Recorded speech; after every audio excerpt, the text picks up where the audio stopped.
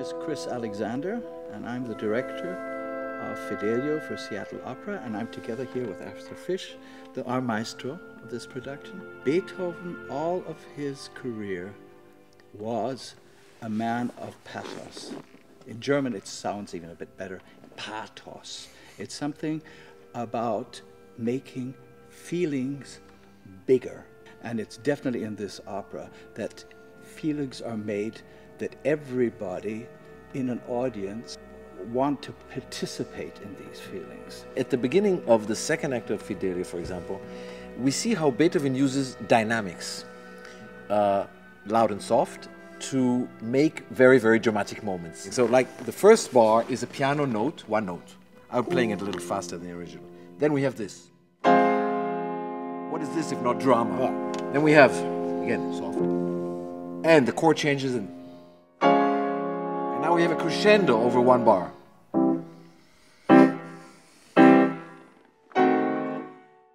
And there's already a story. He uses the rigor, I like to call it, of tempo to create suspense. Suspense is what Beethoven is about. The way that, for instance, that he goes from those bombastic, real strong moments and then keeps his breath for a moment in the music, and in the characters he does the same thing. That's quite amazing. It's unique. Beethoven was a great admirer of the French Revolution and of the principles of French Revolution: freedom, fraternity, and equal rights. And all of that is sort of really the theme of this opera, about this heroic woman freeing her husband from tyranny or from injustice. These Fidelios are so very difficult to sing, and we have this miracle that we have too. They're both so fantastic in their own individual ways. And for me, there's one huge challenge for directing it. It is the fact that a lady dresses up as a man in disguise, and what happens in the opera, that another woman falls in love with this fake man. And that's something that on stage is very, very difficult to achieve. And then beyond that, we have another young man who is in love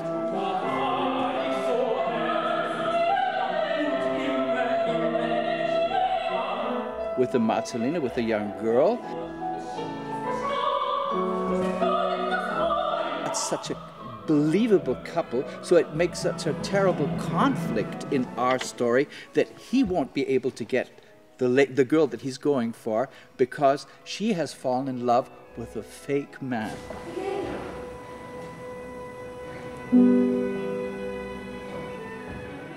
Yeah, and of course I must mention our luxurious Besetzung casting of the difficult and very dramatic, again the word, role of Pizarro, and that's Greer Grimsley, who is doing it for the first time here at Seattle.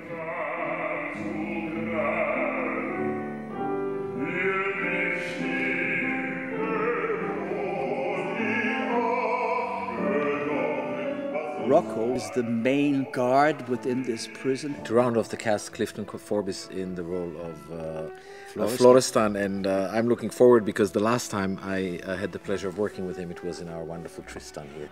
I think one important aspect of Beethoven, which I love him for, is hope.